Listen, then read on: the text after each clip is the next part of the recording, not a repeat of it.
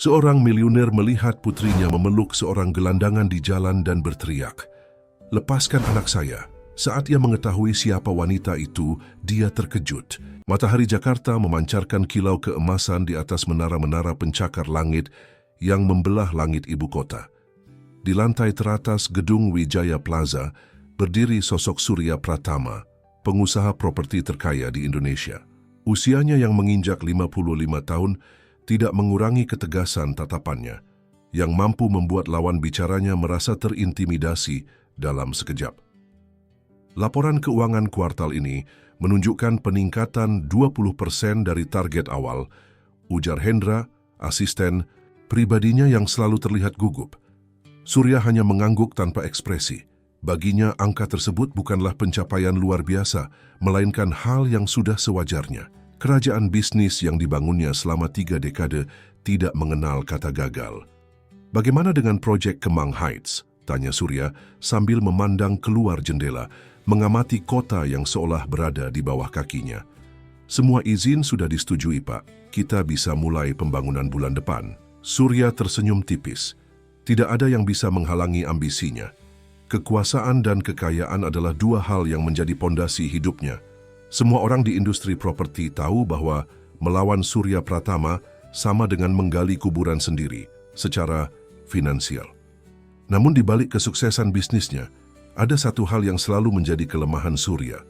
Putri semata wayangnya, Kirana Pratama, gadis berusia 25 tahun itu, mewarisi kecantikan ibunya yang telah lama menghilang.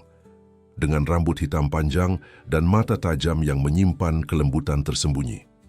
Surya telah mendidik Kirana dengan disiplin keras, mempersiapkannya untuk meneruskan dinasti bisnis keluarga. Segala aspek kehidupan putrinya diatur dengan ketat, mulai dari pendidikan di universitas terbaik hingga pergaulan yang dibatasi hanya dengan kalangan atas. "Pak, Nona Kirana menelepon tadi. Dia tidak bisa menghadiri makan malam dengan keluarga Hartono malam ini," lapor Hendra. "Apa alasannya?" Suara Surya menajam tunes. Beliau mengatakan ada urusan mendadak di yayasan. Rahang Surya mengeras. Yayasan sosial yang didirikan. Kirana selalu menjadi sumber ketidaksetujuannya. Baginya, aktivitas amal hanyalah pemborosan waktu dan sumber daya. Namun, ia mengizinkannya sebagai hobi putrinya, asalkan tidak mengganggu persiapannya menjadi pewaris Pratama Group. Hubungi dia. Katakan ini bukan permintaan, tapi perintah. Hendra mengangguk cepat dan segera menghubungi Kirana. Sementara itu, di sebuah tempat penampungan tunawisma di pinggiran Jakarta, Kirana sedang sibuk membagikan makanan. Wajahnya cerah, jauh berbeda dengan ekspresi dingin yang selalu dipakainya di hadapan rekan bisnis ayahnya. "Terima kasih, Mbak Kirana. Semoga Tuhan memberkati," ucap seorang ibu tua dengan tulus. Kirana tersenyum. "Sama-sama, Bu. Ini sudah kewajiban kita untuk saling membantu." Ponselnya berdering. Nama Hendra muncul di layar. Ia menghela napas, sudah bisa menebak isi pesan tersebut. "Halo Pak Hendra. Nona Kirana, Tuan Surya memerintahkan Anda untuk menghadiri makan malam dengan keluarga Hartono malam ini." Beliau menegaskan ini bukan permintaan. Kirana memejamkan mata sejenak. "Sampaikan pada ayah saya akan hadir." Setelah menutup telepon, Kirana melanjutkan kegiatannya dengan perasaan campur aduk. Ia tahu ayahnya menginginkan dia menikah dengan Aditya Hartono, pewaris Hartono Group, untuk memperkuat kerajaan bisnis mereka. Tapi hatinya menolak dijadikan alat transaksi bisnis. Tepat pukul 7 malam, Kirana tiba di restoran mewah di kawasan Menteng. Surya sudah menunggunya dengan wajah tidak senang. "Terlambat 10 menit, ujarnya dingin. "Maaf, ayah. Jalanan macet," jawab Kirana sopan, meskipun dalam hati ia merasa kesal. Keluarga Hartono bergabung tidak lama kemudian. Aditya, pria tampan berusia 30 tahun, langsung duduk di samping Kirana. Ia adalah sosok yang sempurna di mata masyarakat, cerdas, berwibawa, dan berasal dari keluarga terpandang. "Kau semakin cantik setiap kali kita bertemu," bisik Aditya. Kirana hanya tersenyum tipis, terjebak dalam permainan kesopanan yang sudah terlalu sering dimainkannya.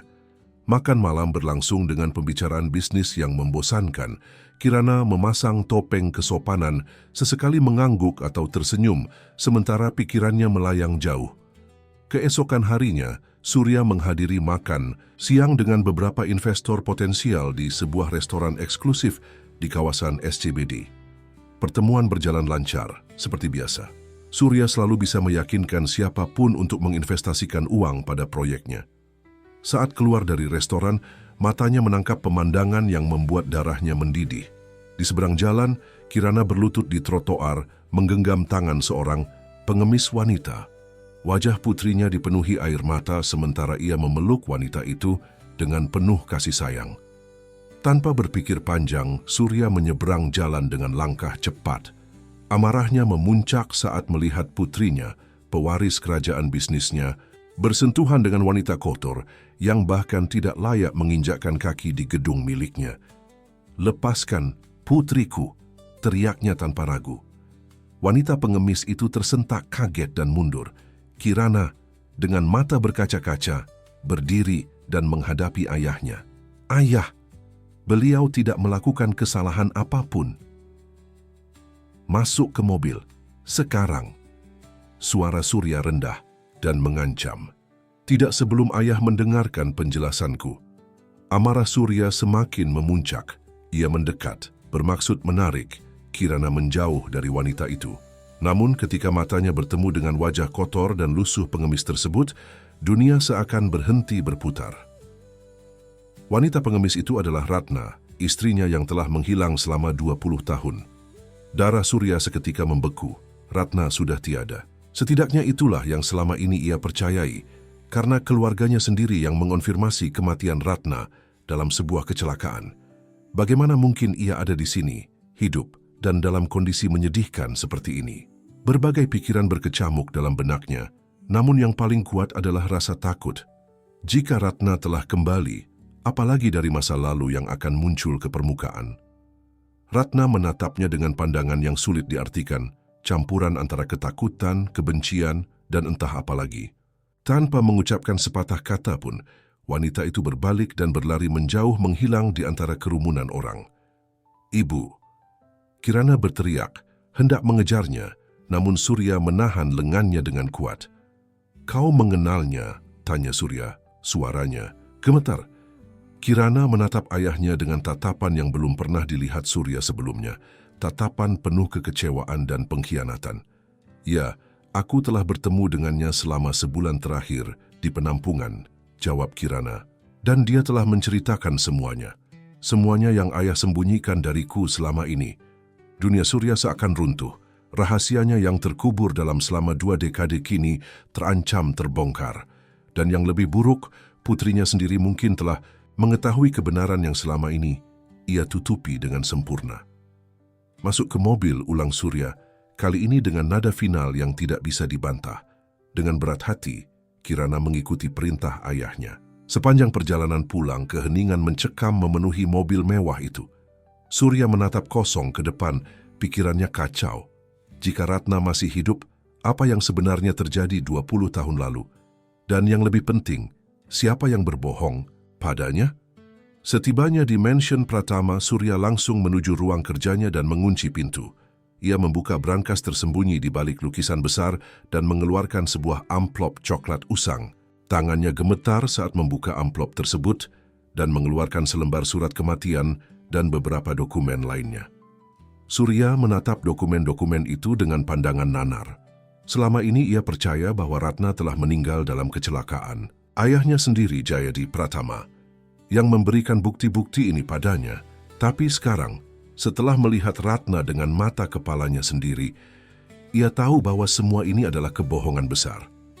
Ia harus mencari tahu kebenaran yang sebenarnya, tidak peduli seberapa menyakitkan hal itu nantinya. Malam semakin larut, tetapi Surya tidak bisa memejamkan mata. Bayangan wajah Ratna terus menghantuinya. Wajah yang dulu begitu anggun dan penuh kehidupan, kini tampak lelah dan terluka. Bagaimana mungkin istrinya berakhir seperti itu? Dan yang lebih mengusiknya, siapa yang bertanggung jawab atas semua ini? Surya meraih telepon dan menghubungi Dharma, detektif swasta kepercayaannya. "Aku butuh bantuanmu. Sekarang, ujarnya tanpa basa-basi. 1 jam kemudian, Dharma tiba di kediaman Pratama. Pria parubaya dengan kumis tipis itu telah bekerja untuk Surya selama lebih dari 1 dekade, menangani berbagai masalah sensitif yang tidak boleh sampai ke telinga publik. "Ada apa, Pak Surya? Tidak biasanya Anda memanggil saya selarut ini," tanya Dharma. Surya menuangkan brandy ke 2 gelas dan menyerahkan salah satunya kepada Dharma. "Ratna masih hidup." Dharma hampir tersedak minumannya. "Maksud Anda, istri Anda yang..." "Ya, istriku, yang seharusnya sudah meninggal 20 tahun lalu," potong Surya. "Aku melihatnya hari ini, hidup sebagai seorang pengemis di jalanan Jakarta." Dharma meletakkan gelasnya dengan hati-hati. "Anda yakin itu dia?" 100%, jawab Surya tegas. "Dan yang lebih mengejutkan, putriku sepertinya sudah mengenalnya." Surya menceritakan semua yang terjadi hari itu. Dharma mendengarkan dengan seksama, sesekali mengangguk atau mengerutkan dahi. "Aku ingin kau mencari tahu semuanya," perintah Surya.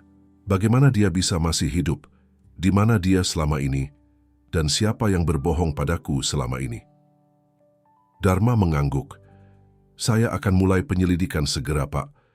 Tapi jika ini benar-benar Nyonya Ratna, kita harus siap menghadapi konsekuensinya." "Apa maksudmu?" "Jika istri Anda tidak pernah meninggal, maka surat kematian itu palsu. Dan jika surat itu palsu, seseorang sengaja melakukan penipuan besar-besaran." Kata-kata Dharma menghantam Surya seperti pukulan telak. Siapa yang tega melakukan ini? Siapa yang memiliki kekuasaan dan pengaruh untuk memalsukan dokumen-dokumen resmi dan menyembunyikan seorang wanita selama 2 dekade? Pikirannya langsung tertuju pada satu nama, Jayadi Pratama, ayahnya sendiri. Jayadi, yang kini berusia 80 tahun, adalah sosok yang ditakuti dalam dunia bisnis Indonesia. Metodenya yang kejam dan tanpa ampun telah membuat banyak lawan bisnisnya hancur. Surya selalu mengagumi dan takut pada ayahnya, mengikuti jejaknya tanpa pernah mempertanyakan keputusannya. Tapi jika ayahnya benar-benar berada di balik semua ini, apa motifnya? Sementara itu, di kamarnya, Kirana duduk di tepi tempat tidur dengan wajah pucat. Pertemuannya dengan ayahnya dan ibunya hari itu membuat dunianya terguncang. Selama sebulan terakhir, ia diam-diam bertemu dengan Ratna di penampungan tunawisma, mendengarkan cerita wanita itu tanpa memberitahu identitasnya sebagai Putri Surya. Kirana meraih ponsel dan mengirim pesan pada nomor yang disimpannya dengan nama Malaikat. Dia melihatnya, semuanya akan terbongkar sekarang. Tak lama kemudian balasan datang, "Tetaplah tenang, ini adalah bagian dari rencana, temui aku besok di tempat biasa." Kirana menghela napas panjang. Ia merasa bersalah karena harus berbohong pada ayahnya, tapi setelah mengetahui kebenaran dari ibunya, ia tidak punya pilihan lain. Keesokan paginya, Surya memasuki ruang makan dan menemukan Kirana sudah duduk di sana, menikmati sarapannya dengan tenang. "Kita perlu bicara," ujar Surya, duduk di hadapan putrinya. Kirana mengangkat wajahnya menatap ayahnya dengan tatapan datar. "Tentang ibu, Ayah Ci, apa yang dia katakan padamu?" "Banyak hal," jawab Kirana samar, "tapi mungkin lebih baik jika ayah mendengarnya langsung darinya." "Di mana dia sekarang?" tanya Surya tidak sabar. Kirana meletakkan sendoknya. "Aku tidak tahu. Dia selalu datang dan pergi sesuai keinginannya. Yang aku tahu, dia tinggal di salah satu penampungan tunawisma di Jakarta Timur." "Kenapa kau tidak memberitahuku sejak awal bahwa kau bertemu dengannya?" "Karena dia memintaku untuk tidak melakukannya," jawab Kirana jujur. "Dia takut, Ayah. Takut pada keluarga kita." Surya mengerutkan dahi. "Apa yang dia takutkan? Aku suaminya." "Bukan padamu," Kirana menarik napas dalam. "Pada kakek." Nama Jayadi Pratama menggantung di udara, menciptakan ketegangan yang nyaris bisa dirasakan. Surya menatap putrinya lekat-lekat, mencoba mencari tanda-tanda kebohongan, tapi yang dilihatnya hanyalah kesedihan dan kekecewaan. "Apa yang ibumu katakan tentang kakekmu?" Kirana ragu sejenak bahwa kakek yang membuat ibu menghilang. bahwa semua ini adalah bagian dari rencana besar untuk melindungi nama baik keluarga Pratama. Surya merasa dunianya runtuh untuk kedua kalinya dalam 24 jam. Jika apa yang dikatakan Kirana benar, maka ayahnya sendiri telah berbohong padanya selama bertahun-tahun, memisahkannya dari istri yang dicintainya dan memaksa putrinya tumbuh tanpa seorang ibu. Aku harus bertemu dengan kakekmu, gumam Surya, lebih pada dirinya sendiri. Ayah, berhati-hatilah, Kirana memperingatkan. Ibu bilang kakek akan melakukan apa saja untuk melindungi rahasia ini. Surya menatap putrinya dengan tatapan yang belum pernah dilihat. Kirana sebelumnya, tatapan seorang pria yang dunianya baru saja hancur berkeping-keping. Aku akan mencari tahu kebenarannya, Kirana. Aku berjanji. Sementara itu, di sebuah penthouse mewah di kawasan Sudirman, seorang wanita berdiri di depan jendela besar, memandangi Cakrawala, Jakarta. Jauh berbeda dengan penampilan lusuhnya kemarin, kini Ratna Pratama tampak anggun dalam balutan gaun sutra mahal. Rambut hitamnya yang panjang tergerai rapi, dan wajahnya yang cantik tidak lagi tersembunyi di balik lapisan kotoran. Dia sudah melihatmu, sebuah suara berat terdengar dari belakangnya. Ratna tidak berbalik. Aku tahu, itu memang rencanaku. Bambang Wijaya, pengusaha sukses dan rival bisnis terbesar Surya Pratama, berjalan menghampiri Ratna. Pria berusia 60 tahun itu memiliki tatapan tajam yang menyiratkan kecerdasan dan ambisi. Kau yakin ini langkah yang tepat? Surya bukanlah orang bodoh. Dia akan menyelidiki semuanya. Itulah yang kuharapkan, jawab Ratna akhirnya berbalik menghadap Bambang. Selama 20 tahun aku merencanakan ini, Bambang. Aku tidak akan berhenti sekarang. Bambang menggelengkan kepalanya. Kau tahu aku selalu mendukungmu, Ratna. Tapi ini berisiko tinggi. Jika Jayadi mengetahui kau masih hidup, dia sudah tahu, potong Ratna. Mata-matanya ada di mana-mana. Aku yakin dia sudah mendengar tentang pertemuanku dengan Surya kemarin. Kalau begitu kita harus bergerak cepat. Dokumen-dokumen itu aman, Ratna tersenyum misterius. Aku tidak sebodoh itu untuk menyimpannya di tempat yang bisa ditemukan Jayadi. Dan Kirana, apa dia tahu semuanya? Ratna menghela napas panjang. Tidak semuanya. Aku hanya memberitahunya sebanyak yang perlu dia ketahui untuk saat ini. Dia gadis yang cerdas, Bambang. Sangat mirip denganku. Dan sangat berbeda dari ayahnya, tambah Bambang. Dia bukan putri Surya, ujar Ratna pelan. Itulah rahasia terbesar yang selama ini disimpan Jayadi. Sementara itu, Surya tiba di kediaman mewah ayahnya di kawasan elit Menteng. Rumah bergaya kolonial itu berdiri megah di tengah taman luas, menjadi saksi bisu kejayaan keluarga Pratama selama beberapa generasi. Jayadi. Pratama duduk di kursi rodanya di beranda belakang, menikmati secangkir teh sambil memandangi kolam ikan, koi kesayangannya. Meski usianya sudah 80 tahun dan tubuhnya mulai renta, matanya masih tajam dan pikirannya setajam silet. Surya, ujarnya tanpa menoleh. Tidak biasanya kau mampir tanpa pemberitahuan. Surya berjalan menghampiri ayahnya. Aku perlu berbicara denganmu, ayah, tentang Ratna. Jayadi meletakkan cangkir tehnya dengan gerakan lambat. Apa yang ingin kau bicarakan tentang mendiang istrimu? Dia masih hidup. Surya menatap ayahnya lekat-lekat, mencari reaksi di wajah keriput itu. Aku melihatnya kemarin. Untuk sepersekian detik, ekspresi Jayadi berubah, campuran antara keterkejutan dan apakah itu ketakutan? Tapi secepat perubahan itu muncul, secepat itu pula Jayadi menguasai dirinya kembali. Kau pasti salah lihat, anakku. Ratna sudah meninggal 20 tahun lalu. Kita semua menghadiri pemakamannya. Peti mati tertutup, Surya mengingatkan. Kau bilang tubuhnya terlalu rusak untuk dilihat. Jayadi menghela napas. Surya, aku tahu kehilangan Ratna sangat menyakitkan bagimu. Tapi membayangkan dia masih hidup tidak akan membantumu. Kau harus menerima kenyataan. Kenyataan apa, ayah? Kenyataan bahwa kau telah berbohong padaku selama 2 dekade? Suara Surya mulai meninggi. Jaga bicaramu, peringat Jayadi. Suaranya rendah dan mengancam. Aku melakukan segalanya untuk kebaikanmu, untuk kebaikan keluarga kita. termasuk memisahkanku dari istriku. Jayadi menatap putranya dengan tatapan dingin. Jika kau terus mengoceh tentang hal-hal tidak masuk akal seperti ini, orang-orang akan mulai mempertanyakan kewarasanmu. Pikirkan Pratama Group, pikirkan putrimu. Kirana sudah bertemu dengan ibunya, balas Surya. Dia tahu sesuatu yang tidak ku ketahui.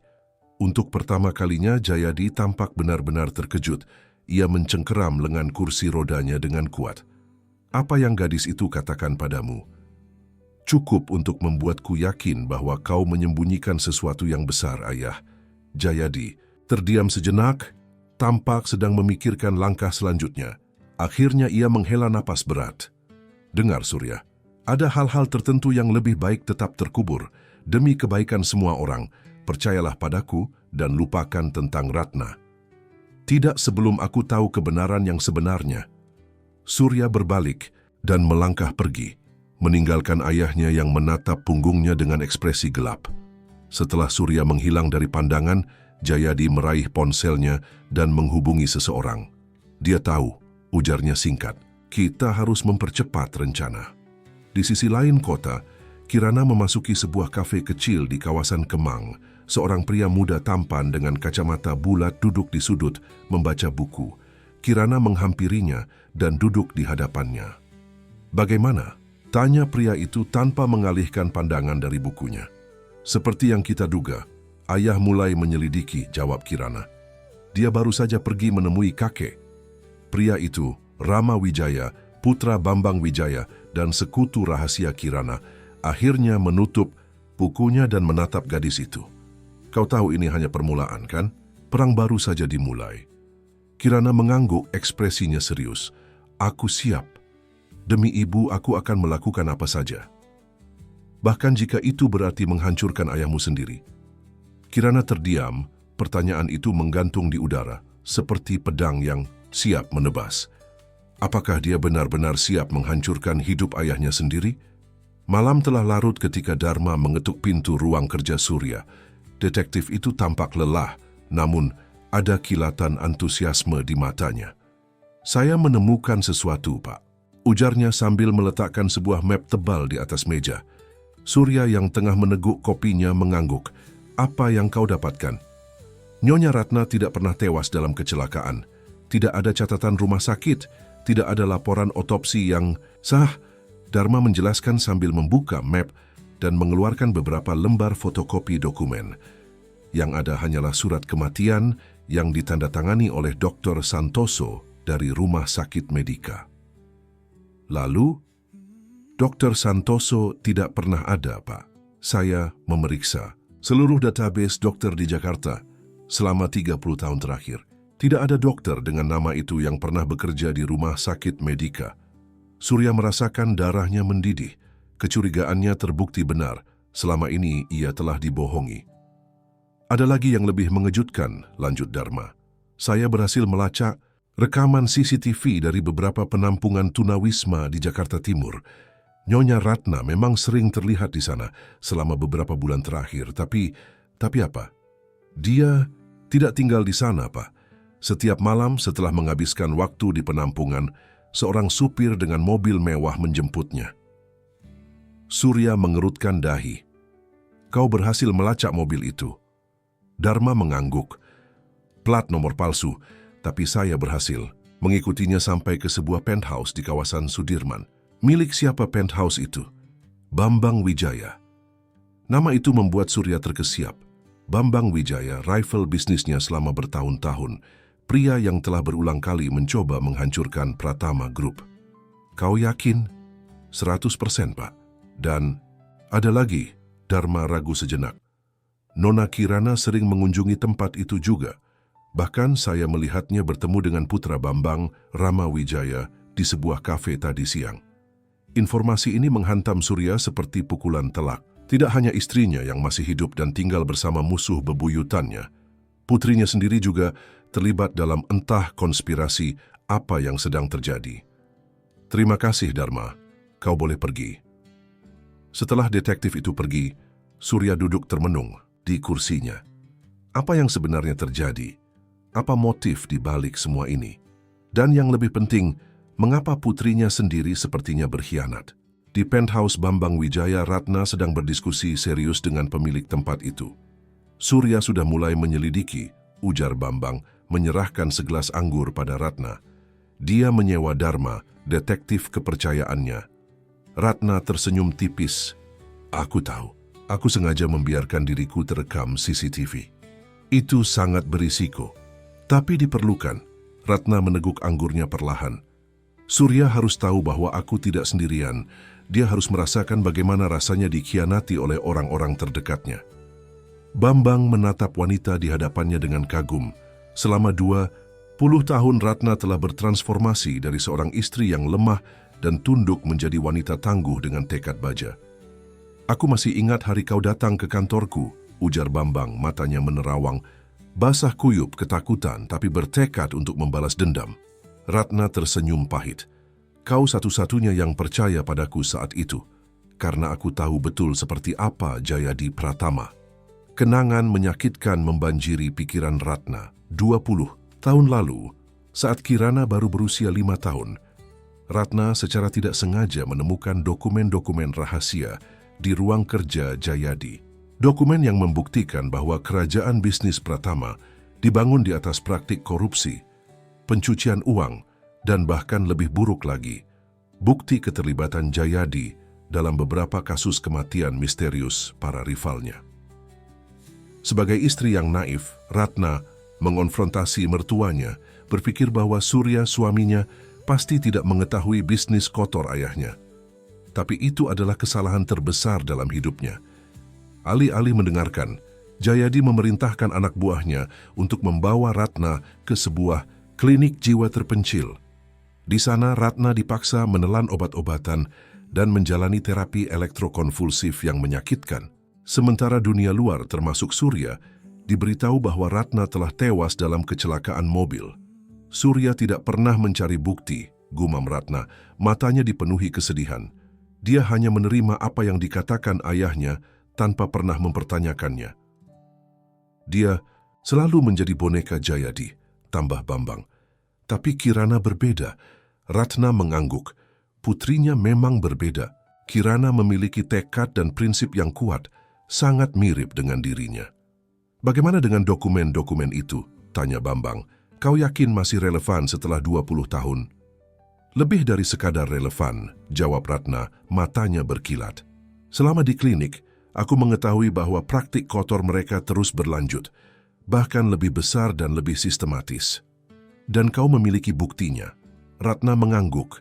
Aku memiliki semuanya. Sementara itu, di kediaman Jayadi Pratama, pria tua itu duduk di ruang kerjanya yang remang-remang. Di hadapannya berdiri seorang pria kekar berpakaian hitam. Aku ingin kau membawa Kirana padaku, perintah Jayadi. Tapi lakukan dengan hati-hati. Tidak boleh ada yang tahu. Bagaimana jika dia menolak, Tuan? Jayadi menatap tajam. Aku tidak memintamu meminta persetujuannya. Pria itu mengangguk dan pergi, meninggalkan Jayadi sendirian dengan pikirannya. Ia menatap foto keluarga di mejanya, dirinya, Surya, dan Kirana kecil. Tidak ada Ratna dalam foto itu. Kau harusnya tetap diam di tempat seharusnya, Ratna, gumamnya. Keesokan paginya di kantornya, Surya menerima telepon dari sekretarisnya. Pak, ada masalah dengan proyek Kemang Heights. Bank telah membekukan kredit pembangunan. Surya mengerutkan dahi. Atas dasar apa?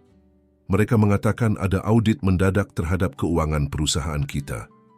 Belum sempat Surya mencerna informasi ini, telepon lain berbunyi.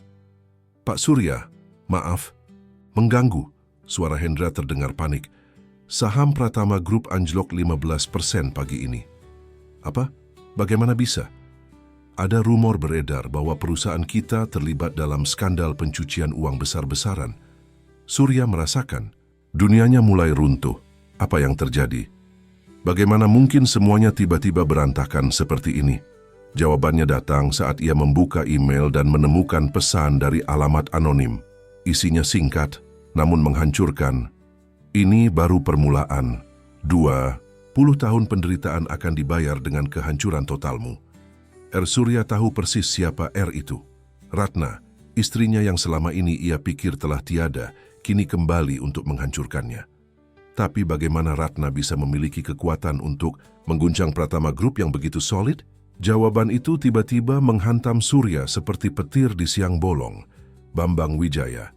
Dengan kekuatan finansial dan koneksi Bambang, ditambah dengan apapun informasi yang dimiliki Ratna, mereka bisa menimbulkan kerusakan besar. Surya segera menghubungi Kirana, tapi teleponnya tidak dijawab.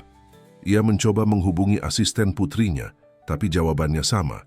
Kirana tidak bisa dihubungi sejak pagi. Kekhawatiran mulai menggerogoti Surya. Apakah putrinya benar-benar berpihak pada Ratna dan Bambang, ataukah ada sesuatu yang lebih buruk telah terjadi? Tanpa berpikir panjang, Surya mengambil jasnya dan bergegas keluar dari kantor. Ia harus menemukan Kirana dan mengetahui apa yang sebenarnya terjadi. Sementara itu, di sebuah villa terpencil di kawasan puncak, Kirana membuka matanya perlahan. Kepalanya berdenyut nyeri dan penglihatannya kabur. Butuh beberapa saat baginya untuk menyadari bahwa ia berada di ruangan asing. "Akhirnya kau bangun juga, cucuku," sebuah suara familiar terdengar. Kirana menoleh dan melihat kakeknya Jayadi. Pratama duduk di kursi roda tidak jauh dari tempat tidurnya. "Kakek, apa yang terjadi? Kenapa aku ada di sini?" Tanyanya suaranya serak. "Maaf harus membuatmu tidak nyaman," ujar Jayadi. Nadanya sama sekali tidak menyiratkan penyesalan. "Tapi kita perlu berbicara, dan aku tahu kau tidak akan datang secara sukarela." Kirana mencoba bangkit, tapi kepalanya masih terlalu pusing. "Ini penculikan, kakek." Jayadi tertawa kecil. "Kau tidak bisa menculik anggota keluargamu sendiri, Kirana. Anggap saja ini reuni keluarga mendadak." "Apa yang kakek inginkan dariku?"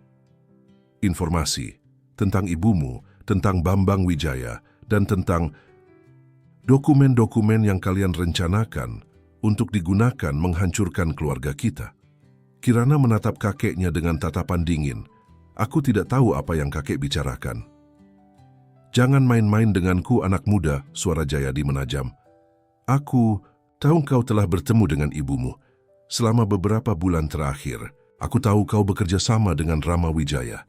Dan aku tahu kalian berencana menghancurkan Pratama Group. Jika kakek tahu semuanya, kenapa masih bertanya padaku?" "Karena ada satu hal yang belum ku ketahui." Jayadi mendekatkan kursi rodanya ke tempat tidur. "Di mana ibumu menyimpan dokumen-dokumen itu?" Kirana terdiam. Ia memang tahu tentang dokumen-dokumen yang dimaksud kakeknya, tapi tidak tahu lokasi pastinya. Ratna sangat berhati-hati, bahkan pada putrinya sendiri. "Aku tidak tahu," jawabnya jujur. Jayadi menatapnya lekat-lekat, mencari tanda-tanda kebohongan. "Kau tahu, cucuku, aku selalu menyayangimu. Kau adalah penerus sejati keluarga Pratama, berbeda dengan ayahmu yang lemah." "Ayah tidak lemah, dia hanya terlalu mempercayai kakek. Dan itulah kelemahannya, dia tidak pernah mempertanyakan, tidak pernah menantang." Jayadi menghela napas. "Tidak sepertimu, kau memiliki tekad dan keberanian seperti ibumu." Kirana menatap kakeknya dengan penuh kebencian. "Ibuku yang kakek kurung di klinik jiwa selama bertahun-tahun, yang kakek pisahkan dari keluarganya, yang kakek buat seolah-olah telah tiada." Ratna adalah ancaman Kirana. Dia menemukan hal-hal yang seharusnya tidak dia ketahui.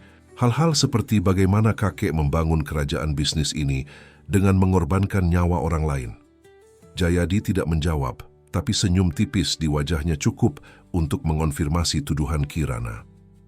"Apa yang akan kakek lakukan padaku?" tanya Kirana. Suaranya lebih tenang kini. "Itu tergantung padamu," jawab Jayadi. "Kau bisa bekerja sama denganku, membantu menghentikan ibumu dan Bambang dan menjadi pewaris sah kerajaan Pratama, atau kakek akan mengurungku seperti kakek mengurung ibu." Jayadi tersenyum. "Kau memang cerdas, cucuku." Sementara itu, Surya telah tiba di penthouse Bambang Wijaya.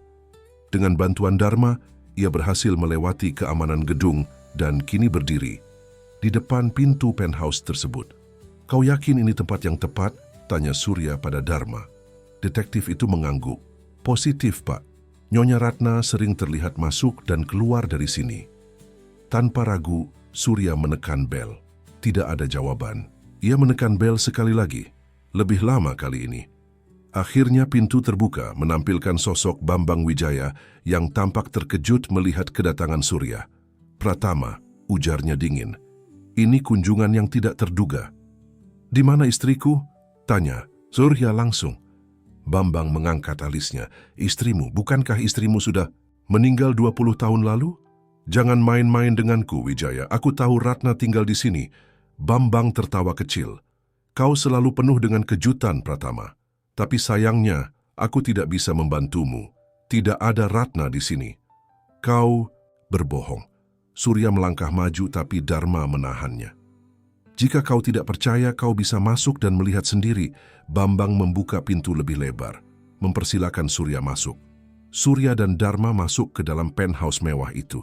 Mereka memeriksa setiap ruangan, tapi tidak menemukan tanda-tanda keberadaan Ratna.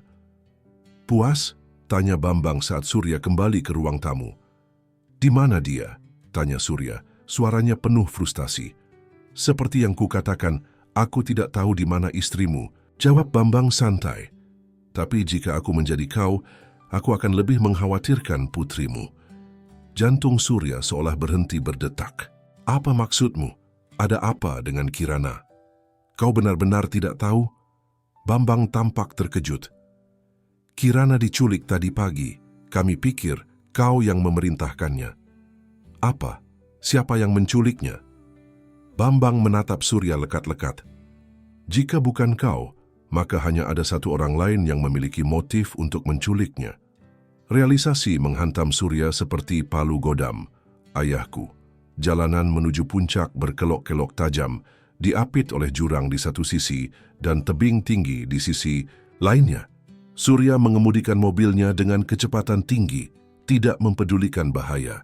Pikirannya dipenuhi kecemasan tentang keselamatan Kirana. "Pelan-pelan, Pak." Dharma yang duduk di kursi penumpang mencengkeram sabuk pengamannya erat-erat. "Kita tidak akan bisa menyelamatkan Nona Kirana jika kita celaka di tengah jalan." Surya mengurangi kecepatannya sedikit, tapi tangannya tetap mencengkeram kemudi dengan ketegangan yang nyata. "Kenapa ayahku menculik putriku? Ini tidak masuk akal." Menurut informasi yang saya dapatkan dari Bambang Wijaya, Nona Kirana mengetahui sesuatu yang dapat membahayakan Tuan Jayadi. Jawab Dharma hati-hati. "Dokumen-dokumen itu," gumam Surya. Bambang mengatakan Ratna memiliki dokumen yang bisa menghancurkan Pratama Group. Dan tampaknya Tuan Jayadi berpikir Nona Kirana tahu di mana dokumen-dokumen itu disimpan. Surya menggelengkan kepalanya, masih berusaha mencerna semua informasi yang membanjirinya dalam beberapa hari terakhir. Istrinya masih hidup. Ayahnya telah berbohong padanya selama bertahun-tahun. Putrinya terlibat dalam konspirasi untuk menghancurkan perusahaannya. Dan kini, ayahnya sendiri telah menculik Kirana.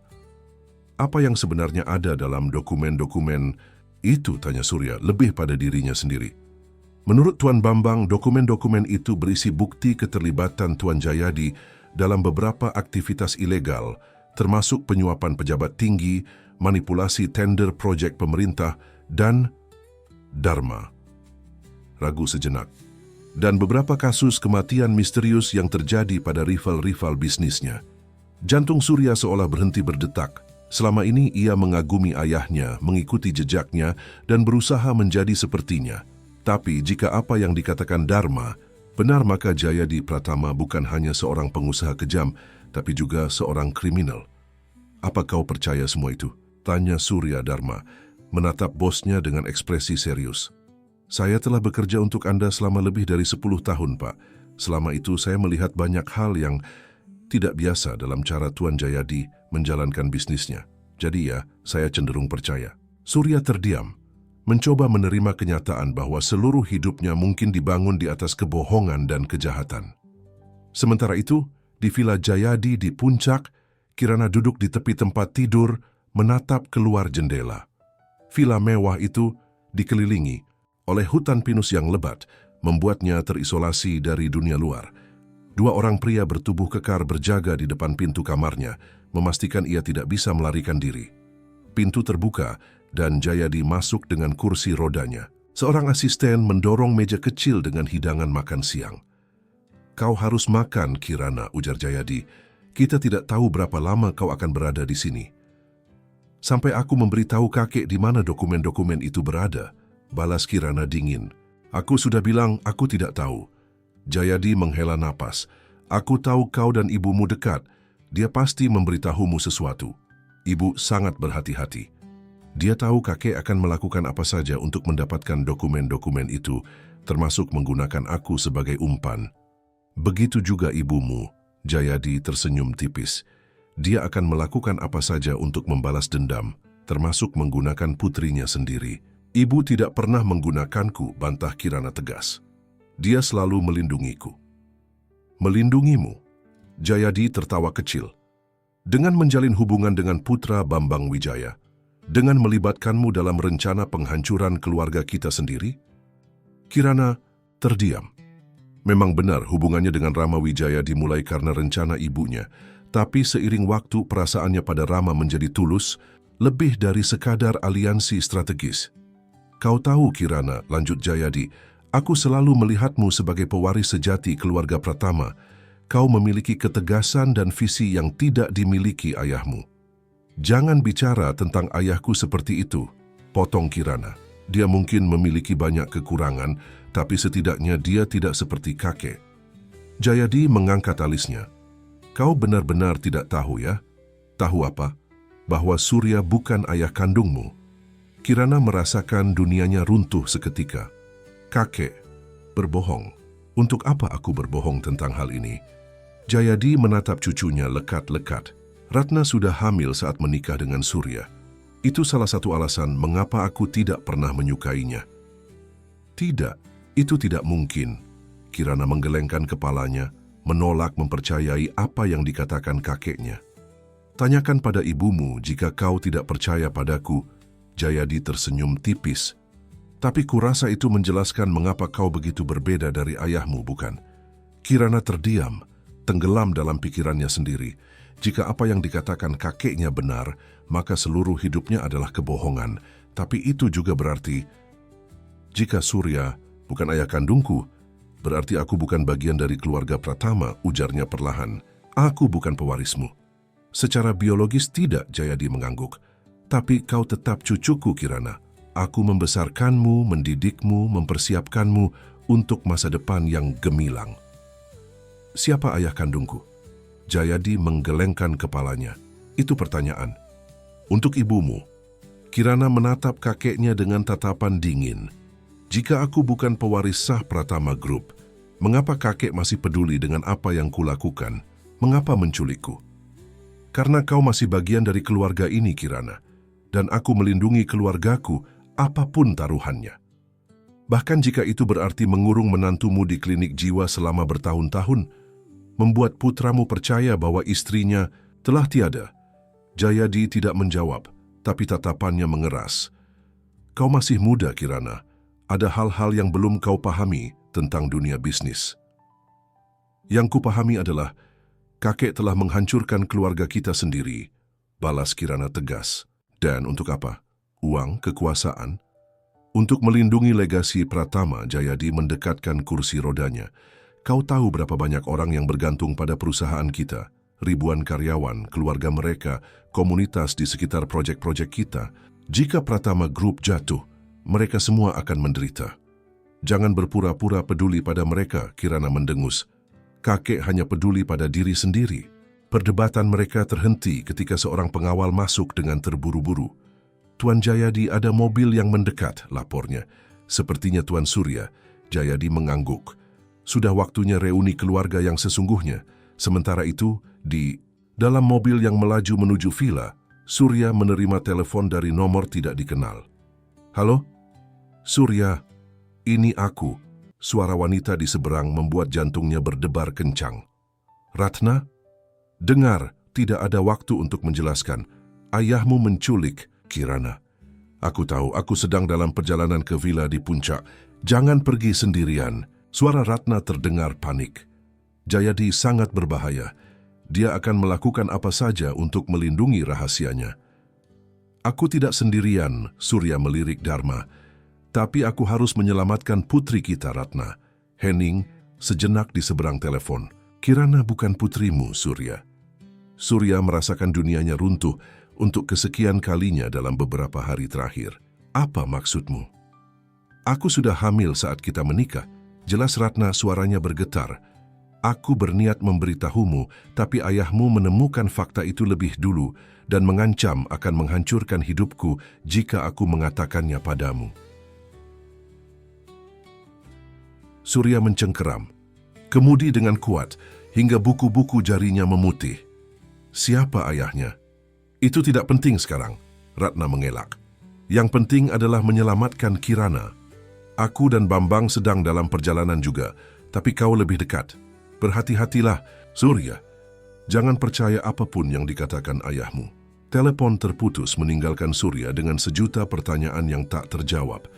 Ia menoleh pada Dharma yang tampak sama terkejutnya. Pak. Dharma tidak melanjutkan kata-katanya. Tidak yakin apa yang harus dikatakan. Fokus pada misi kita. Dharma, ujar Surya tegas. Kita harus menyelamatkan Kirana apapun yang terjadi. Mobil mereka akhirnya mencapai gerbang Villa Jayadi. 2 orang penjaga dengan senjata api menghadang mereka. Saya Putra Jayadi Pratama, Surya menurunkan kaca mobilnya. Biarkan saya masuk. Penjaga itu tampak ragu, tapi akhirnya membuka gerbang setelah menghubungi seseorang melalui walkie-talkie. Villa, megah bergaya kolonial itu berdiri angkuh di tengah kebun yang luas. Surya dan Dharma turun dari mobil dan segera disambut oleh asisten pribadi Jayadi.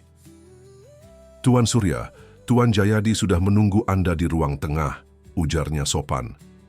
Surya mengangguk dan mengikuti asisten itu. Sementara Dharma tetap waspada matanya, mengamati sekeliling dengan tajam. Ruang tengah villa itu luas dengan langit-langit tinggi dan perabotan antik yang mahal. Jayadi duduk di kursi rodanya di dekat perapian, sementara Kirana duduk di sofa tidak jauh darinya. 2 pria bertubuh kekar, berdiri di dekat pintu. Jelas merupakan pengawal pribadi Jayadi. Ah putraku, Jayadi tersenyum. Seolah-olah ini hanyalah kunjungan keluarga biasa. Akhirnya kau datang juga. Di mana Kirana? Tanya Surya sebelum matanya menemukan sosok putrinya. Kirana, kau baik-baik saja? Kirana mengangguk kaku. Aku baik-baik saja, ayah. Ada keraguan dalam cara Kirana mengucapkan kata terakhir, dan Surya tahu bahwa putrinya telah mengetahui kebenaran. Lepaskan dia, ayah, Surya berkata tegas. Dia tidak ada hubungannya dengan masalah kita. Jayadi tertawa kecil. Kau salah. Surya, Kirana adalah pusat dari semua ini, dia dan ibunya. Ratna tidak pernah meninggal. Surya menatap ayahnya tajam. Kau berbohong padaku selama 20 tahun. Untuk melindungimu, balas Jayadi tenang. Ratna adalah ancaman bagi keluarga kita. Dia menemukan hal-hal yang seharusnya tidak dia ketahui. Hal-hal seperti bisnis kotormu, korupsi, kejahatan lainnya. Jayadi menggelengkan kepalanya. Begitu naif, putraku. Dari mana kau pikir kemewahan yang kau nikmati selama ini berasal? Dari mana kekuasaan dan pengaruh keluarga kita? Tidak ada kerajaan bisnis yang dibangun hanya dengan cara-cara bersih. Tapi itu bukan alasan untuk menyingkirkan istriku dan berbohong padaku. Ratna berniat menghancurkan segalanya yang telah kubangun. Dia akan membawa dokumen-dokumen itu ke pihak berwenang. Jayadi menatap putranya dengan tatapan dingin. Aku tidak punya pilihan lain. Dan sekarang kau menculik Kirana karena alasan yang sama. Surya melangkah maju tapi berhenti ketika pengawal Jayadi bergerak. Apa yang akan kau lakukan padanya? Itu tergantung pada pilihan Kirana sendiri. Jayadi menoleh pada cucunya. Dia bisa memilih berdiri di pihak kita, keluarganya sendiri, atau memihak ibunya dan menghancurkan segalanya. Kirana menatap Jayadi dan Surya bergantian. Selama bertahun-tahun ia hidup dalam kebohongan, dibesarkan oleh pria yang bukan ayah kandungnya tanpa mengetahui kebenaran tentang ibunya. Tapi meskipun Surya bukan ayah biologisnya, dialah yang membesarkannya, yang menyayanginya dengan caranya sendiri. Aku tidak akan memilih siapapun, ujar Kirana tegas. Yang kupilih adalah kebenaran. Jayadi tertawa kecil. Kebenaran? Apa yang kau tahu tentang kebenaran, cucuku? Kebenaran hanyalah apa yang kita ingin orang lain percayai. Tidak, Kirana menggelengkan kepalanya. Kebenaran adalah apa yang terjadi 20 tahun lalu. Kebenaran adalah bagaimana kakek menghancurkan keluarga kita sendiri karena ketakutan dan keserakahan. Surya menatap putrinya dengan bangga, meskipun bukan darah dagingnya. Kirana telah tumbuh menjadi wanita yang kuat dan berprinsip. Dengar ayah, Surya beralih pada Jayadi, ini sudah berakhir. Apapun yang terjadi di masa lalu, kita tidak bisa mengubahnya. Tapi kita bisa memilih untuk melakukan hal yang benar sekarang. Hal yang benar, desis Jayadi, seperti membiarkan Ratna dan sekutunya menghancurkan Pratama Group, membiarkan ribuan karyawan kehilangan pekerjaan, membiarkan legasi yang kubangun selama 5 dekade hancur dalam semalam. Jika legasi itu dibangun di atas penderitaan orang lain, mungkin memang sudah waktunya untuk berakhir, balas Surya. Kata-kata itu membuat wajah Jayadi memerah karena amarah. Kau benar-benar putra yang tidak tahu terima kasih. Setelah semua yang kulakukan untukmu, kau berpihak pada wanita itu? Wanita itu adalah istriku, Surya menegaskan, dan aku tidak pernah berhenti mencintainya. Pengakuan itu membuat ruangan hening seketika. Kirana menatap Surya dengan tatapan tidak percaya. Meskipun mengetahui bahwa Ratna masih hidup, Surya tetap mencintainya setelah 20 tahun berlalu. Cinta, Jayadi mendengus. Kau tidak mengenal cinta, Surya. Yang kau tahu hanyalah kepatuhan dan ketergantungan. Kau tidak pernah menjadi pria sejati. Kau hanya bayanganku, boneka yang kukendalikan sejak kau lahir. Kata-kata itu menusuk hati Surya, tapi ia tidak menunjukkan emosinya. Mungkin benar, ayah, selama ini aku hidup dalam bayanganmu, mencoba menjadi sepertimu, tanpa pernah mempertanyakan nilai-nilai yang kau tanamkan padaku. Tapi sekarang aku melihat dengan jelas siapa dirimu sebenarnya. Suara deru mobil terdengar dari luar villa. Jayadi menoleh pada salah satu pengawalnya. Lihat siapa itu, perintahnya. Pengawal itu mengangguk dan keluar dari ruangan. Beberapa saat kemudian, ia kembali dengan wajah tegang. Tuan Bambang Wijaya dan seorang wanita, lapornya. Mereka menuntut untuk diizinkan masuk. Jayadi tersenyum tipis. Ah, Ratna akhirnya datang. Biarkan mereka masuk. Sudah waktunya untuk menyelesaikan semua ini. Surya merasakan jantungnya berdebar kencang. Setelah 20 tahun ia akan bertemu kembali dengan Ratna. Bukan sebagai pengemis di jalanan, tapi sebagai wanita yang pernah dan mungkin masih dicintainya. Pintu ruangan terbuka dan Bambang Wijaya masuk dengan langkah tegas. Di belakangnya, seorang wanita anggun dengan rambut hitam panjang melangkah masuk dengan penuh wibawa. Meskipun 2 dekade telah berlalu, kecantikan Ratna tidak pudar. Matanya yang tajam langsung tertuju pada Kirana. Ibu, Kirana bangkit dan berlari ke arah Ratna, memeluknya erat. Ratna memeluk putrinya dengan penuh kasih sayang. Kau baik-baik saja, sayang. Kirana mengangguk. Aku baik-baik saja. Ratna melepaskan pelukannya dan menatap Surya. Ada kerinduan, kesedihan dan entah apa lagi di matanya. Surya balas menatapnya, tidak mampu mengucapkan sepatah kata pun. Reuni keluarga yang mengharukan, Jayadi memecah keheningan dengan nada sarkastik. Sayang sekali harus berakhir di sini. Tidak ada yang akan berakhir, Jayadi, Bambang melangkah maju. Kecuali mungkin kerajaanmu yang dibangun di atas kebohongan dan kejahatan. Ah, Bambang, Jayadi tersenyum tipis. Rival lamaku yang tak pernah menyerah. Kau pikir dengan membantu Ratna, kau bisa menghancurkanku? Kau lupa siapa aku. Aku tahu persis siapa kau, balas Bambang tegas. Seorang penjahat yang bersembunyi di balik nama keluarga terhormat. Ratna melangkah maju, menatap Jayadi dengan tatapan dingin. 20 tahun, Jayadi. 20 tahun kau memisahkanku dari keluargaku, mengurungku seperti binatang. Membuatku kehilangan masa-masa berharga bersama putriku. Dan lihat dirimu sekarang. Jayadi mengamati Ratna dari atas ke bawah. Bukan lagi pengemis jalanan, tapi wanita sukses yang bekerja sama dengan musuh bebuyutanku. Ironis, bukan? Yang ironis adalah bagaimana kau menghancurkan keluargamu sendiri karena ketakutanmu, balas Ratna. Kau takut rahasiamu terbongkar, takut dunia tahu siapa Jayadi Pratama sebenarnya. Dan sekarang kau berniat membongkar semua itu. Jayadi mengangkat alisnya. Dengan dokumen-dokumen lama yang mungkin sudah tidak relevan lagi? Bukan hanya dokumen lama, Ratna mengeluarkan sebuah flash disk dari sakunya, tapi juga bukti baru tentang aktivitas ilegalmu selama 20 tahun terakhir. Korupsi, penyuapan, pencucian uang, semuanya ada di sini lengkap dengan nama, tanggal, dan jumlah uang. Wajah Jayadi memucat. Bagaimana kau bisa mendapatkan semua itu? Kau lupa bahwa selama di klinik jiwa, aku bertemu dengan banyak orang, jawab Ratna. Termasuk beberapa pasien yang ternyata adalah korban permainan kotormu. Mereka yang kau singkirkan karena tahu terlalu banyak, tapi tidak cukup penting untuk dimusnahkan. Surya menatap ayahnya dengan tatapan tidak percaya. Jadi benar semua itu. Kau benar-benar melakukan semua kejahatan itu. Jangan naif, Surya. Tesis Jayadi. Begitulah dunia bisnis bekerja. Orang-orang seperti Bambang juga tidak lebih baik dariku. Mungkin benar, Bambang mengakui. Tapi setidaknya aku tidak pernah mengkhianati keluargaku sendiri. Suasana di ruangan itu semakin tegang. Dua keluarga berpengaruh di Indonesia kini berhadapan dalam konfrontasi yang telah tertunda selama 2 dekade. Jayadi Pratama, meskipun duduk di kursi roda, tetap memancarkan aura dominasi dan kekuasaan. Matanya yang tajam mengamati semua orang di ruangan itu, mencari kelemahan yang bisa dimanfaatkan.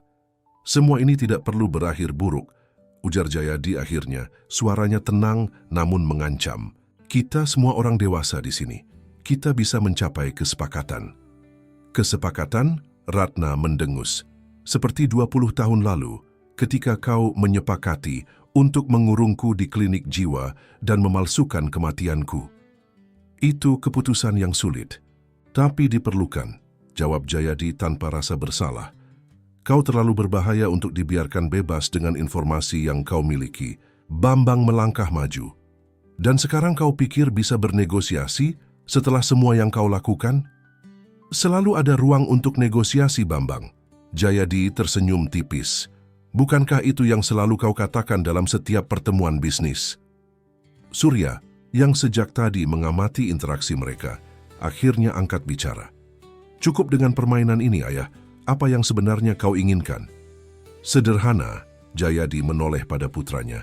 Aku ingin flash disk itu dan semua salinan dokumen yang dimiliki Ratna. Sebagai gantinya, aku akan melepaskan Kirana dan menjamin keselamatan kalian semua. Dan kami harus mempercayai kata-katamu? Tanya Ratna skeptis. Kau tidak punya pilihan lain, Jayadi melirik ke arah pengawalnya yang berdiri siaga. Kau pikir bisa keluar dari villa ini dengan mudah jika aku tidak mengizinkannya?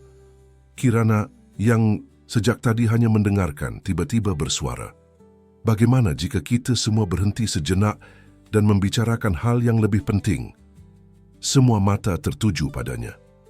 Apa maksudmu, sayang? Tanya Ratna lembut. Maksudku, ada hal yang lebih penting dari siapa yang menang atau kalah dalam perang keluarga ini. Kirana menatap ibunya, lekat-lekat. Seperti siapa ayah kandungku? Pertanyaan itu menciptakan keheningan yang mencekam. Ratna terlihat terkejut, sementara Bambang mengalihkan pandangannya ke lantai. Jayadi tersenyum puas, jelas menikmati situasi yang semakin rumit. Pertanyaan yang sangat tepat, cucuku, ujar Jayadi. Mengapa kau tidak menjawabnya, Ratna? Beritahu putrimu siapa ayah kandungnya. Ratna menarik napas dalam, matanya berkaca-kaca. Ini bukan saat yang tepat, Kirana. Kapan saat yang tepat, Bu? Tanya Kirana. Suaranya bergetar. Setelah 20 tahun hidup dalam kebohongan, aku berhak tahu. Surya, yang telah mengetahui bahwa Kirana bukan putri kandungnya, tetap berdiri tegak. Meskipun kenyataan itu menyakitkan, ia tetap menganggap Kirana sebagai putrinya sendiri. Katakan padanya, Ratna, desak Surya lembut. Dia berhak tahu. Ratna menghela napas panjang, matanya tidak beralih dari Kirana. Ayah kandungmu adalah Bambang. Pengakuan itu bagaikan bom yang meledak di ruangan itu. Kirana membelalakkan matanya, menatap Bambang dengan tidak percaya. Surya meskipun telah menduga hubungan antara Ratna dan Bambang, tetap terkejut mendengar konfirmasi langsung. Tuan Bambang? Kirana berbisik. Tapi, bagaimana bisa? Kami saling mencintai sejak kuliah, jawab Ratna. Air mata mulai mengalir di pipinya. Tapi keluarga Pratama dan Wijaya adalah rival bisnis. Hubungan kami ditentang keras oleh kedua keluarga. Jadi kalian berpisah? Tanya Kirana. Kami terpaksa berpisah. Bambang melangkah maju, menatap Kirana dengan tatapan penuh kasih sayang. Tapi kemudian kami bertemu lagi dan kau menghamili tunanganku, potong Surya suaranya datar. Lalu menghilang begitu saja. Bukan seperti itu, Surya. Ratna berusaha menjelaskan. Bambang tidak tahu aku hamil saat itu. Aku yang memutuskan untuk tidak memberitahunya. Kenapa? Karena aku tahu Jayadi akan melakukan apa saja untuk menghancurkan Bambang jika tahu kebenarannya. Ratna menatap Jayadi dengan tatapan dingin. Dia sudah mengancam akan menghancurkan bisnis Bambang jika kami terus berhubungan. Jadi kau memilih menikah dengan putraku tanpa memberitahunya bahwa dia akan membesarkan anak orang lain, tanya Jayadi, matanya berkilat penuh kemenangan. Aku berniat memberitahu Surya setelah kami menikah.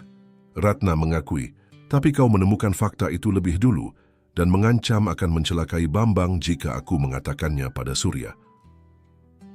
Surya menatap Ratna dengan tatapan terluka. Jadi selama ini, pernikahan kita dibangun di atas kebohongan? Tidak semuanya kebohongan. Surya. Ratna menatapnya sungguh-sungguh. Aku mungkin tidak mencintaimu saat kita menikah, tapi aku belajar mencintaimu. Kau adalah pria baik, pria yang merawat dan menyayangi Kirana seperti putrimu sendiri. Kirana yang masih mencoba mencerna semua informasi ini beralih pada Bambang. Jadi Anda, ayah kandungku? Bambang mengangguk, matanya berkaca-kaca. Aku baru mengetahuinya setelah Ratna berhasil melarikan diri dari klinik jiwa 5 tahun. Lalu, 5 tahun, Surya mengangkat alisnya. Ratna telah bebas selama 5 tahun dan kau tidak pernah memberitahuku? Kami harus berhati-hati, jelas Bambang.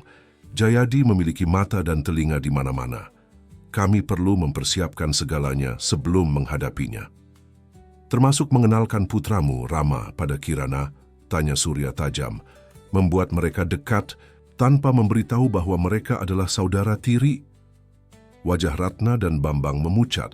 Mereka saling bertukar pandang sebelum Bambang menjawab. Rama bukanlah putraku secara biologis, jelasnya. Dia putra mendiang adikku. Aku mengadopsinya setelah orang tuanya tiada dalam kecelakaan. Kirana merasakan kelegaan luar biasa mendengar penjelasan itu. Perasaannya pada Rama bukanlah sesuatu yang terlarang. Jayadi tertawa kecil. Betapa rumitnya drama keluarga ini, tapi cukup dengan nostalgia. Kembali ke masalah utama kita. Flash disk itu, Ratna. Kau masih belum mengerti, ya? Ratna menggelengkan kepalanya. Ini bukan lagi tentang flash disk atau dokumen. Ini tentang kebenaran yang harus diungkap, tentang keadilan yang harus ditegakkan. Keadilan? Jayadi mendengus. Apa yang kau tahu tentang keadilan? Kau hanya seorang wanita yang haus balas dendam. Mungkin benar, Ratna mengakui. Tapi balas dendamku bukanlah tanpa alasan. Kau merenggut 20 tahun hidupku, Jayadi. Kau memisahkanku dari putriku, memaksaku menjalani penyiksaan fisik dan mental di klinik itu. Dan kau pikir menghancurkan Pratama Group akan membuat segalanya lebih baik? Tanya Jayadi. Kau akan menghancurkan hidup ribuan orang tidak bersalah hanya untuk memuaskan dendammu. Tidak, Ratna menggelengkan kepalanya. Aku tidak berniat menghancurkan Pratama Group. Yang ingin kuhancurkan hanyalah kau, Jayadi. Hanya kau. Jayadi tertawa keras. Dan bagaimana kau akan melakukannya tanpa menghancurkan perusahaan? Aku adalah Pratama Group. Tidak lagi. Surya melangkah maju, berdiri di samping Ratna. Mulai sekarang aku yang akan memimpin Pratama Group, dan hal pertama yang akan kulakukan adalah membersihkan semua praktik kotor yang kau tanamkan. Jayadi menatap putranya dengan tatapan tidak percaya. Kau mengkhianatiku setelah semua yang kulakukan untukmu. Aku tidak mengkhianatimu, ayah, jawab Surya tegas. Aku hanya memilih untuk melakukan hal yang benar. Hal yang benar, Jayadi mendengus. Kau tidak akan bertahan sebulan tanpaku, Surya. Kau terlalu lemah, terlalu naif untuk memimpin perusahaan sebesar Pratama Group. Mungkin, Surya mengakui, tapi setidaknya aku akan memimpinnya dengan kejujuran dan integritas. Kirana melangkah, maju berdiri di antara Surya dan Ratna. dan aku akan membantunya sebagai pewaris sah Pratama Group. Pewaris sah? Jayadi tertawa. Kau bahkan bukan bagian dari keluarga Pratama. Kau adalah anak Bambang Wijaya. Kirana adalah putriku, Surya berkata tegas. Darah dagingku atau bukan, aku yang membesarkannya, aku yang menyayanginya, dan aku yang memilihnya sebagai penerusku. Kata-kata itu membuat Kirana menatap Surya dengan tatapan haru. Meskipun bukan, ayah kandungnya Surya tetap memilihnya, tetap menyayanginya. Ini mengharukan, Jayadi berkata sarkastik. Tapi kalian lupa satu hal penting. Dokumen-dokumen itu tidak hanya akan menghancurkanku, tapi juga akan mencoreng nama Surya. Dia adalah bagian dari manajemen Pratama Group selama bertahun-tahun. Jika aku jatuh, dia juga akan jatuh. Surya terdiam, menyadari kebenaran dalam kata-kata ayahnya. Sebagai direktur utama Pratama Group, namanya pasti tercantum dalam banyak dokumen resmi perusahaan, termasuk yang berkaitan dengan praktik ilegal. Aku siap menanggung konsekuensinya, ujar Surya akhirnya. Jika itu harga yang harus kubayar untuk membersihkan nama keluarga kita, aku bersedia. Jangan bodoh, Surya, desis Jayadi. Kau akan kehilangan segalanya, kekayaan, reputasi, bahkan mungkin kebebasanmu. Tidak harus begitu, Bambang angkat bicara. Ada cara untuk membersihkan Pratama Group tanpa menghancurkannya atau mengorbankan Surya. Semua mata tertuju padanya.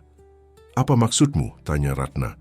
Aku telah berbicara dengan beberapa pejabat tinggi, jelas Bambang. Mereka bersedia memberikan pengampunan terbatas pada Surya jika dia bersedia bersaksi melawan Jayadi dan membantu pemberantasan korupsi di sektor properti. Pengampunan terbatas? Surya mengerutkan dahi. Kau akan kehilangan sebagian besar asetmu tapi tidak akan dipidana, jelas Bambang. Dan Pratama Group dapat direstrukturisasi di bawah kepemimpinan baru, kepemimpinanmu dan Kirana. Jayadi tertawa keras. Dan kau pikir aku akan membiarkan itu terjadi? Kau lupa dengan siapa kau berhadapan, Bambang. Tidak, Jayadi. Bambang menatap rivalnya dengan tatapan tegas. Kau yang lupa bahwa zamanmu sudah berlalu. Indonesia bukan lagi negara di mana orang sepertimu bisa berbuat sesuka hati tanpa konsekuensi. Kau naif, Jayadi mendengus. Orang-orang seperti kita akan selalu ada, Bambang. Dan mereka akan selalu menemukan cara untuk mendapatkan apa yang mereka inginkan. Mungkin, Bambang mengakui, tapi tidak kali ini. Tidak lagi.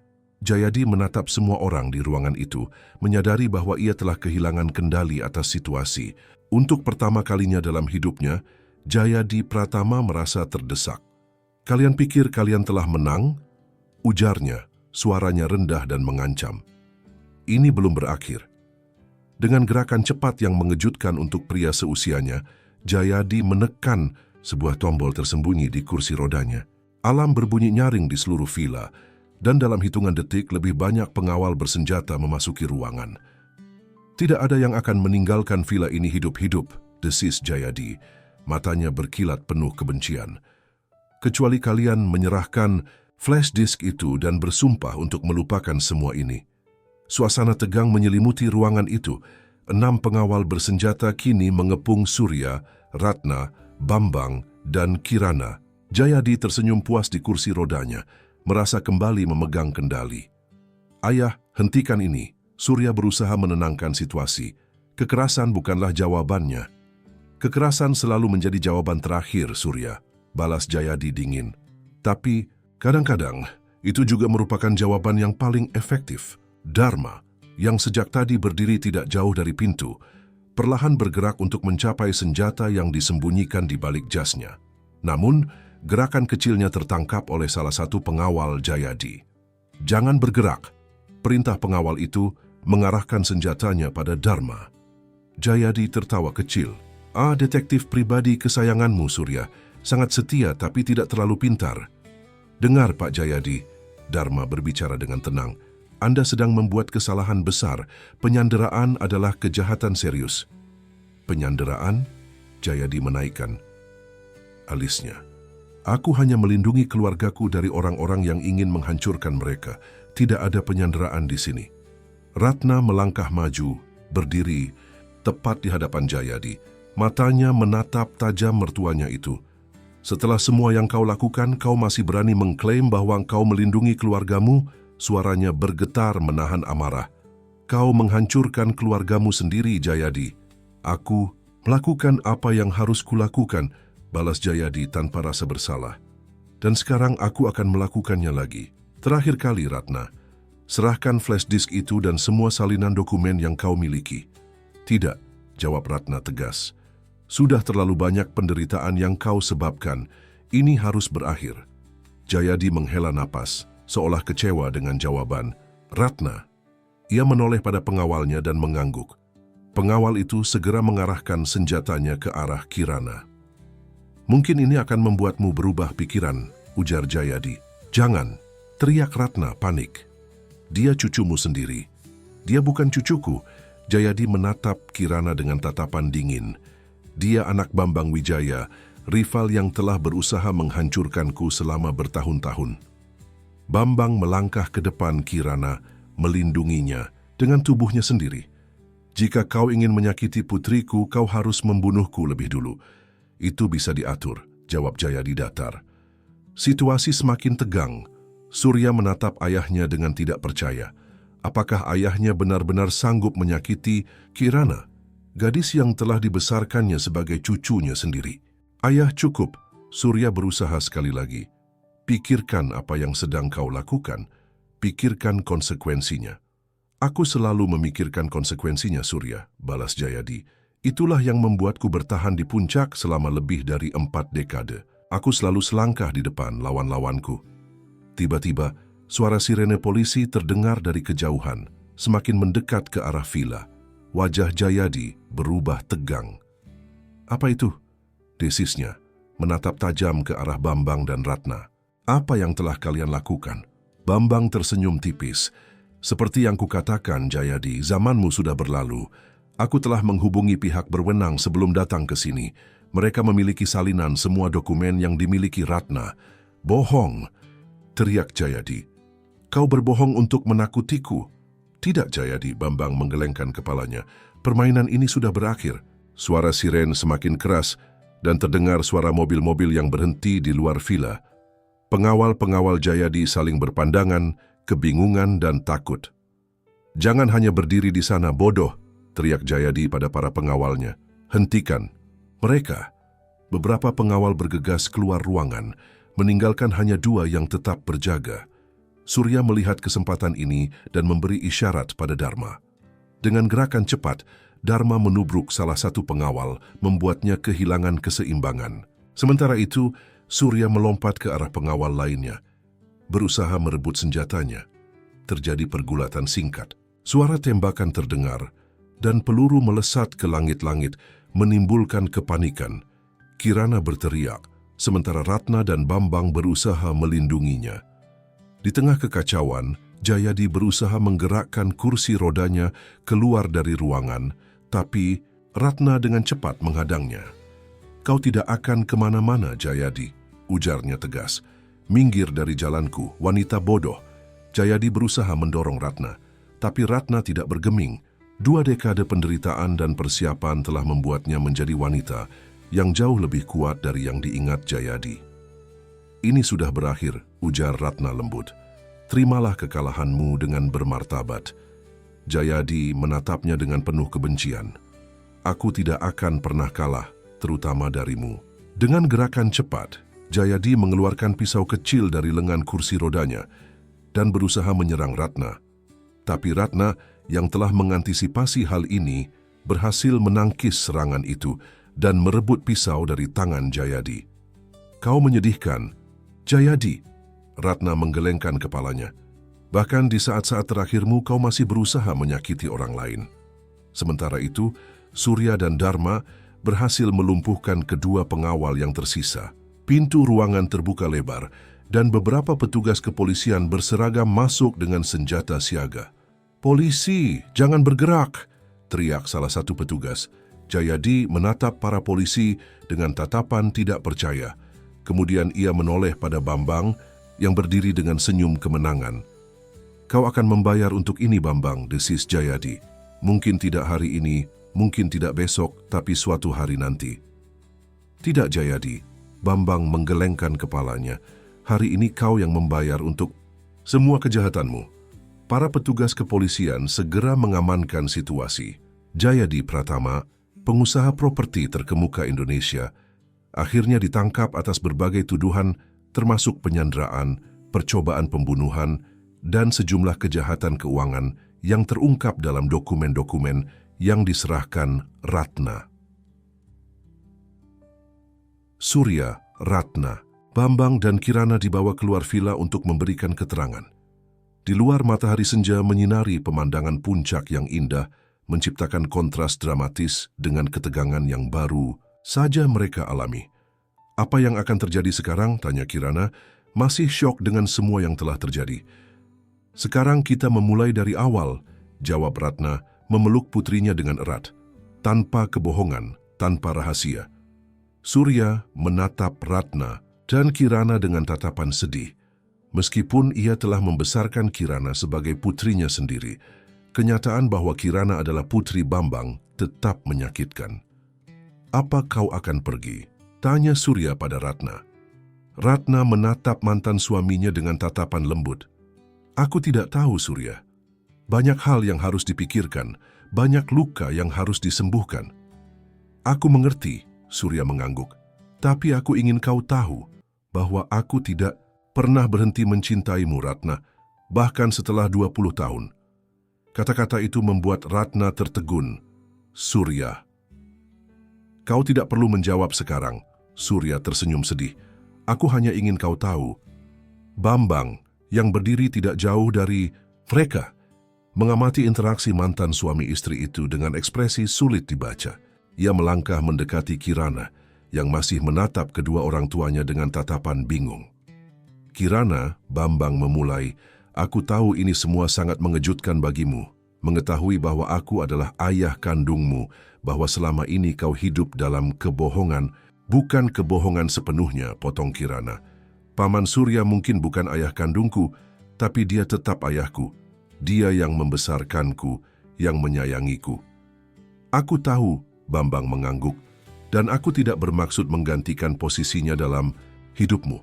Aku hanya berharap kau bisa memberi ruang untukku juga dalam hidupmu. Kirana menatap Bambang, pria yang selama ini dikenalnya sebagai rival bisnis ayahnya, tapi ternyata adalah ayah kandungnya. Ada banyak pertanyaan, banyak emosi yang berkecamuk dalam dirinya. Aku butuh waktu, ujarnya akhirnya. Semua ini terlalu banyak untuk dicerna sekaligus. Aku mengerti, Bambang tersenyum lembut. Aku akan menunggu selama apapun yang kau butuhkan. Beberapa hari kemudian, berita penangkapan Jayadi Pratama mengguncang dunia bisnis Indonesia. Saham Pratama Group anjlok, para investor mundur, dan berbagai proyek terpaksa dihentikan sementara. Tapi di tengah krisis ini, Surya mengambil kendali dan mulai merestrukturisasi perusahaan dengan bantuan Kirana. Ratna, yang kini telah mendapatkan kembali identitas dan hidupnya, memutuskan untuk menetap di Jakarta. Ia membeli sebuah rumah di kawasan Menteng, tidak jauh dari mansion Pratama yang kini ditinggali Surya seorang diri. Bambang, meskipun tetap menjadi rival bisnis Pratama Group, mulai membangun hubungan dengan Kirana. Mereka rutin bertemu untuk makan siang atau sekadar berbincang, berusaha mengenal satu sama lain sebagai ayah dan anak.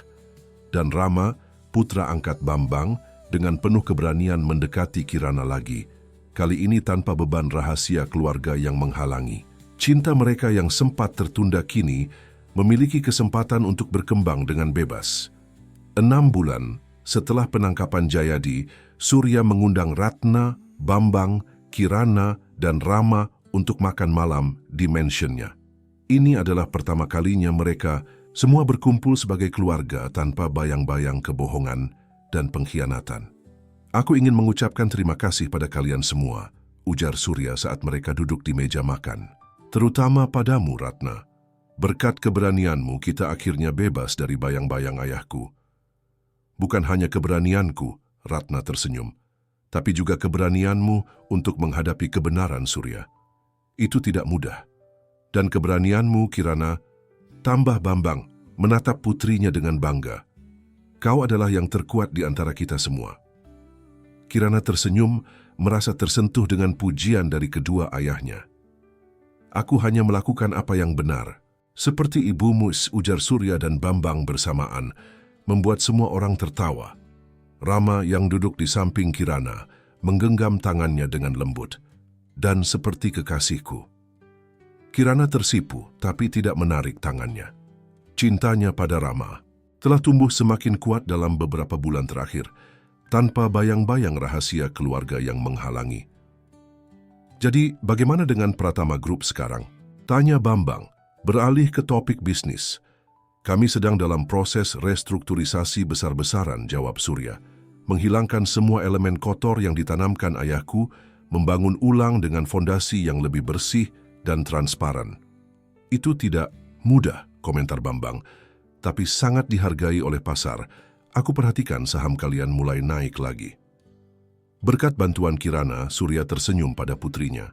Dia memiliki visi yang luar biasa untuk masa depan perusahaan. Dia mewarisi bakat bisnis dari kedua ayahnya, ujar Ratna, menatap Surya dan Bambang bergantian. Malam itu berlanjut dengan obrolan hangat dan tawa, sesuatu yang tidak pernah terjadi dalam keluarga Pratama selama bertahun-tahun. Mereka berbagi cerita, kenangan, dan harapan untuk masa depan. Ketika malam semakin larut dan tamu-tamu bersiap untuk pulang, Surya menahan Ratna sejenak. Bisakah kita bicara sebentar? Tanyanya lembut. Ratna mengangguk dan mereka berjalan ke taman belakang mansion. Bulan purnama menyinari kolam renang yang berkilauan, menciptakan suasana romantis yang tidak disengaja. Apa yang ingin kau bicarakan, Surya? Tanya Ratna setelah mereka duduk di tepi kolam. Aku tahu ini mungkin terlalu cepat, Surya memulai dengan hati-hati. Tapi aku ingin kau tahu bahwa pintu rumah ini dan hatiku selalu terbuka untukmu, Ratna. Ratna menatapnya dengan tatapan lembut. Surya, aku tidak meminta jawaban sekarang, Surya cepat-cepat menambahkan. Aku hanya ingin kau tahu bahwa meskipun banyak hal telah berubah, perasaanku padamu tidak pernah berubah. Bahkan setelah kau tahu bahwa aku mencintai Bambang, bahwa Kirana bukan putrimu, Kirana akan selalu menjadi putriku, Surya menegaskan. Dan mengenai Bambang, aku mengerti mengapa kau mencintainya. Aku tidak bisa menyalahkanmu untuk itu. Ratna terdiam sejenak, menatap bulan yang terpantul di permukaan kolam. Aku pernah mencintai Bambang, itu benar, dan mungkin sebagian diriku masih memiliki perasaan untuknya. Tapi selama 20 tahun pernikahan kita, Surya, aku juga belajar mencintaimu. Kata-kata itu membuat jantung Surya berdebar. Apakah itu berarti? Itu berarti aku juga butuh waktu. Ratna tersenyum lembut. Kita semua butuh waktu untuk menyembuhkan luka masa lalu dan memulai dari awal. Surya mengangguk, menghargai kejujuran Ratna. Aku akan menunggu selama apapun yang kau butuhkan. Mereka duduk dalam keheningan yang nyaman, menikmati kedamaian, malam dan kemungkinan-kemungkinan baru yang terbentang di hadapan mereka. Di sisi lain mansion, Kirana dan Rama berdiri di balkon, memandangi bintang-bintang. Jadi, apa rencanamu sekarang? Tanya Rama, tangannya melingkari pinggang Kirana. Membantu Paman Surya membangun kembali Pratama Group, jawab Kirana. Menciptakan perusahaan yang tidak hanya menguntungkan, tapi juga beretika dan bertanggung jawab sosial. Dan bagaimana dengan kita? Rama menatapnya penuh harap. Kirana tersenyum, menyandarkan kepalanya di bahu Rama. Kita lihat kemana takdir membawa kita. Tapi aku optimis, Rama. Untuk pertama kalinya dalam hidupku, aku benar-benar optimis tentang masa depan. Malam itu, di bawah langit Jakarta yang bertabur bintang, keluarga yang pernah terpecah oleh kebohongan dan pengkhianatan akhirnya menemukan jalan untuk bersatu kembali. Bukan sebagai Pratama atau Wijaya, tapi sebagai individu yang saling mencintai dan menghargai. Dan Surya, yang selama ini hidup dalam bayang-bayang ayahnya, akhirnya menemukan kebebasan yang selama ini dirindukannya. Ia mungkin kehilangan banyak hal, kekayaan, status, dan sebagian besar asetnya. Tapi ia menemukan sesuatu yang jauh lebih berharga, kebenaran, integritas, dan kemungkinan untuk memulai hidup baru dengan orang-orang yang dicintainya. Para pendengar yang terhormat, kami berharap kisah Surya, Ratna, dan Kirana telah menyentuh hati Anda. Untuk melanjutkan perjalanan emosional ini, kami telah menyiapkan daftar putar khusus dengan cerita-cerita menarik lainnya. Temukan di sini dengan mengklik di sebelah kiri Anda. Jika Anda menyukai cerita ini, jangan lupa untuk berlangganan saluran kami dan memberikan jempol pada video ini. Setiap hari kami membawakan cerita unik yang mengeksplorasi kompleksitas kehidupan. Jangan lewatkan konten kami berikutnya. Kami menunggu Anda di kolom komentar.